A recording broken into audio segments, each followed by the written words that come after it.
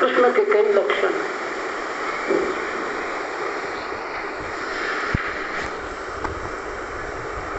कृष्ण पतित उद्धारक है।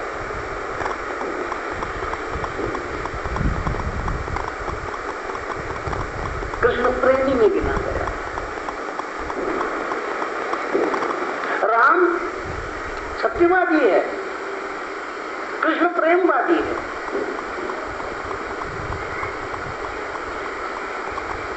वो हर एक चीज को प्रेम से अपना बना लेता है, ये उसकी विशेषता। राम अपना कैसे बना लेता? सत्य से अपना बना लेता। किसी को अपना बनाने का साधन राम के पास क्या है? वो सच है। किसी को अपना बनाने का साधन कृष्ण के पास क्या है? वो प्रेम है। अब प्रेम में मान अपमान नहीं होता।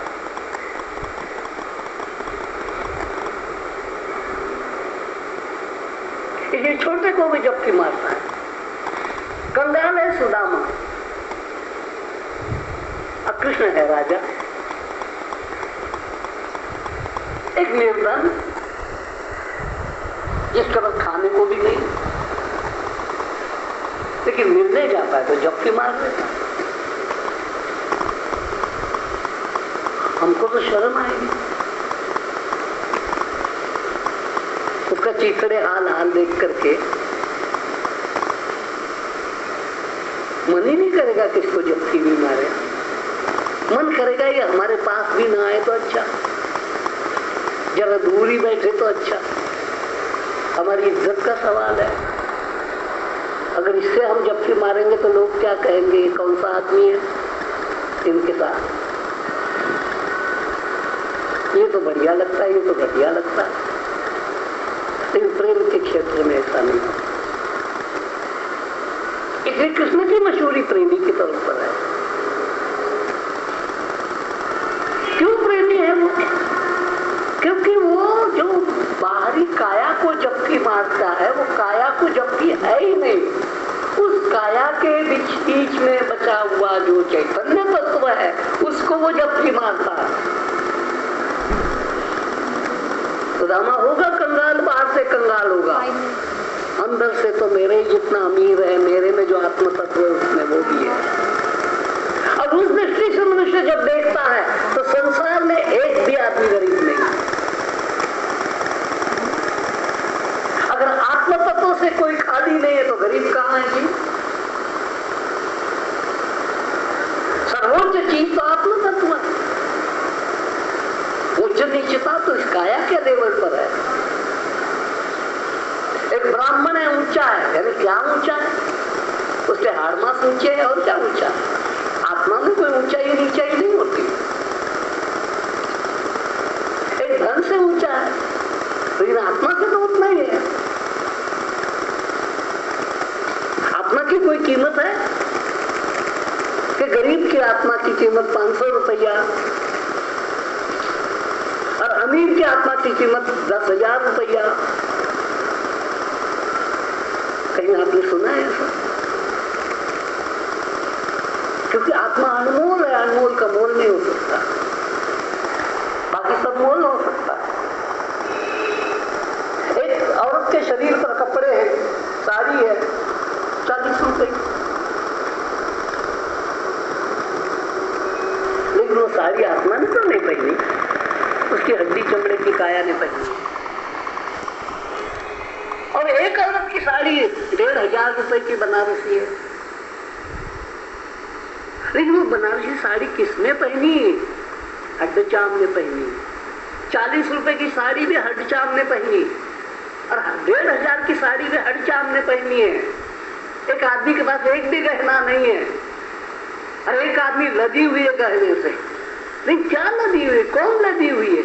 हाड़ चमड़ा ही तो लदा हुआ है।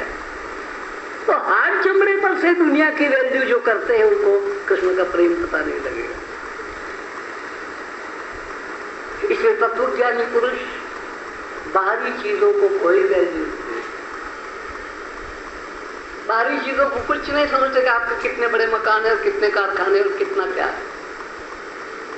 वो नहीं सोचता कि आप चपरासी हो कि डीसी हो। No value. डीसी भी उसकी तो काया ही बनी हुई है, और चपरासी बनी वो भी काया है। काया ही चपरासी बनती है, काया ही डीसी बनती है।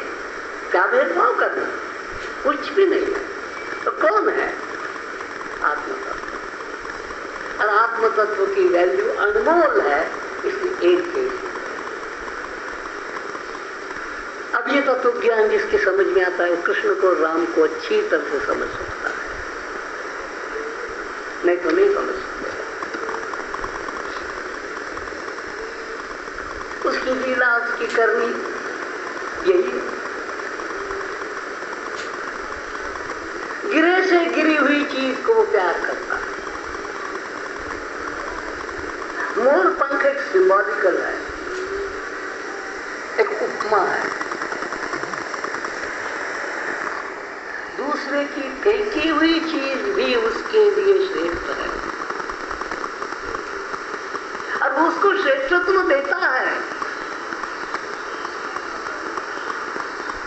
जब मोर नाचता है, जैसे पतझड़ की ऋतु आती है, पत्ते गिरते हैं, ऐसे मोर के पंख गिरने की एक ऋतु आती है। और वो पुराने न गिरेंगे तो नए आएंगे भी नहीं, फिर विकास रुक गया। इसलिए जब मेघ की घटाएं खूब हो जाती है, आसमान में जो गड़गड़ गड़गड़ आवाजें होती है, मोर अपनी पूरी मस्ती में आ जाता है और नृत्य करने लग जाता है। और नृत्य में इतना मस्त हो जाता है कि कुछ पंख उसके गिरते चले।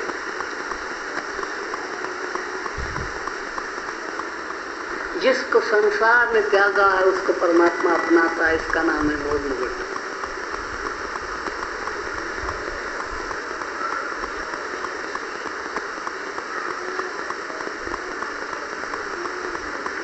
ये सत्य पर चलने वाले आदमी, ये पवित्रता पर चलने वाले आदमी, ये ऊंचाई पर चलने वाले आदमी, तेरे को दुनिया त्यागेगी,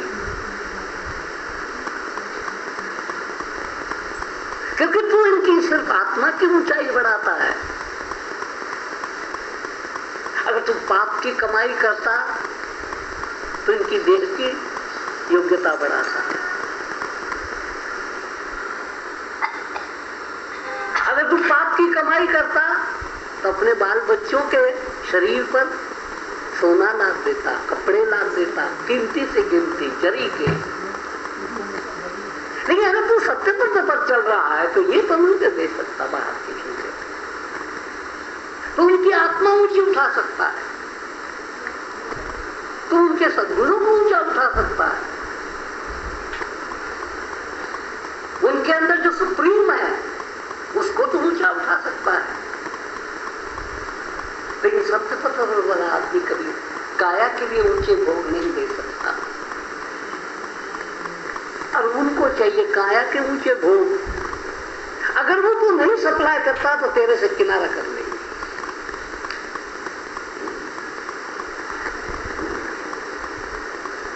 क्योंकि झूठे भोग तू दे नहीं सकता, क्योंकि झूठ पर तू चल नहीं सकता। झूठ पर चल नहीं सकता तो झूठ की कमाई भी तेरे पास नहीं हो सकती। जब झूठ की कमाई नहीं हो सकती, जिनकी वासना की पूर्ति कैसे करेगा? इसलिए तेरे को छोड़ देंगे। और जो जगत तेरे को छोड़ता चला जाएगा, याद रखना, जो ईश्वर तेरे को अपनाता चला जाएगा।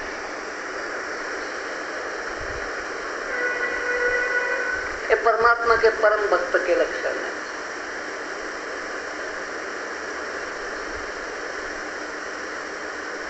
जो जगत तेरे को एकता चला जाएगा, वो फौरन अपने हाथ से उसको उठाता चला जाएगा।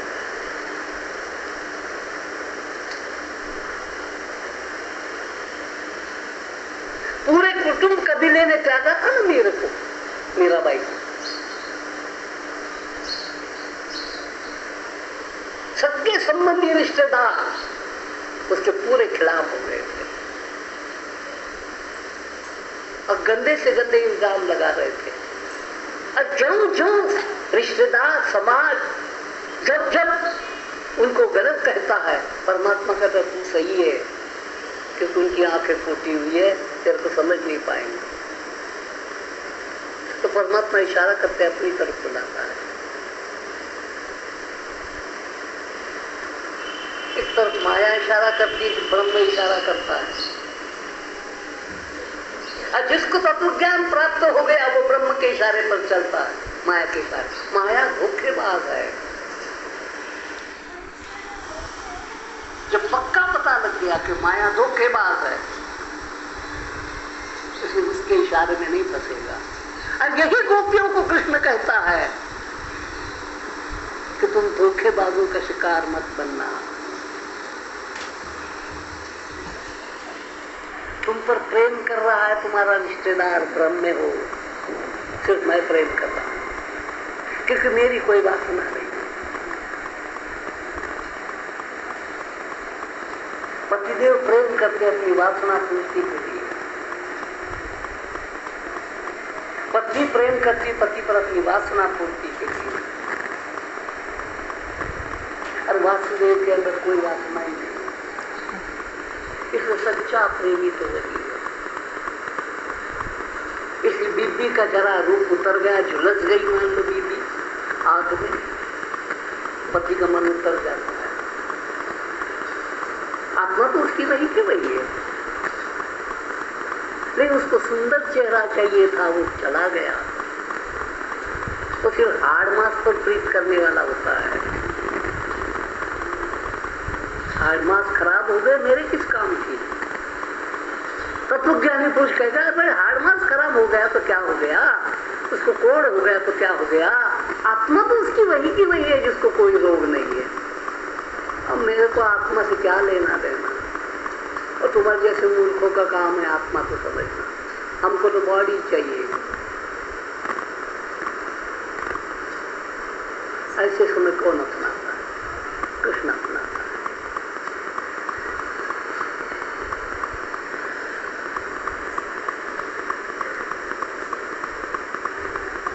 क्योंकि वो मतलब ही नहीं, उसका प्रेम मतलब ही नहीं, वो निस्वार्थ है, कोई उसका स्वार्थ है। इसको कहते निष्काम प्रेम। कृष्ण का प्रेम कैसा है? कृष्ण भोगी नहीं है, योगी है। घटिया लोग उसको वो रूप देते हैं,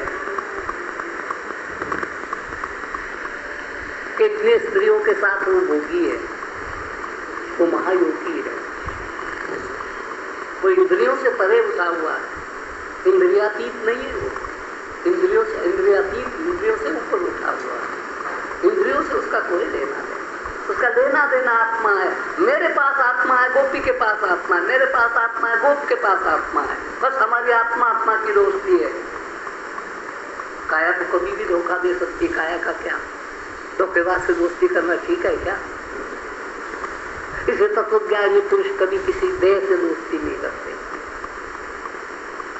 आत्मा से दोस्ती।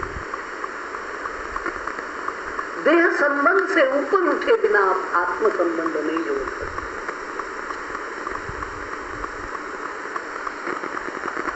कीचड़ को छोड़े बिना कमल कैसे बनेगा? कीचड़ से ऊपर उठेगा तभी तो वो कमल बनेगा। तो आत्म तत्व का कमल कीचड़ में फंसा रहे तो वो तो कमल नहीं बन सकता। अब कमल नहीं बन सकता तो पूजा भी नहीं हो सकती।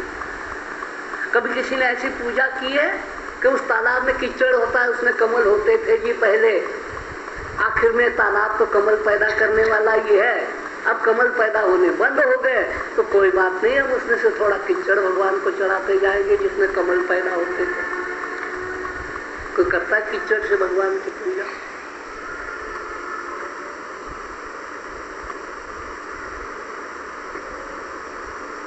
तो बहुत बड़ा तत्व ज्ञान है राम और कृष्ण, और इनको समझना जीवन की बहुत बड़ी साधना चाहिए।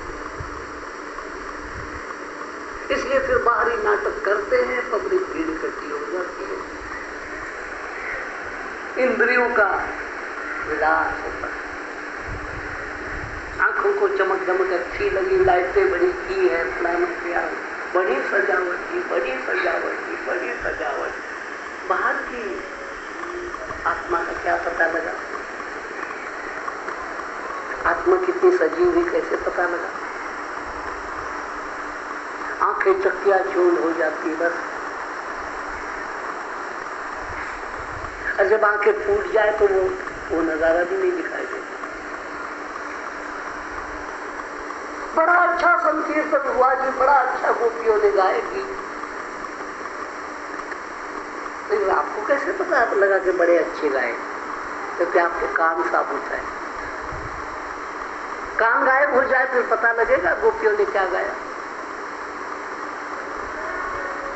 आंख साबुत खत्म हो गई, हो जाएगा कि मुकुट हीरे का था कि सोने का था? कुछ पता नहीं। इसलिए तत्वज्ञानी पुरुष जो तत्व है उसको जानते हैं।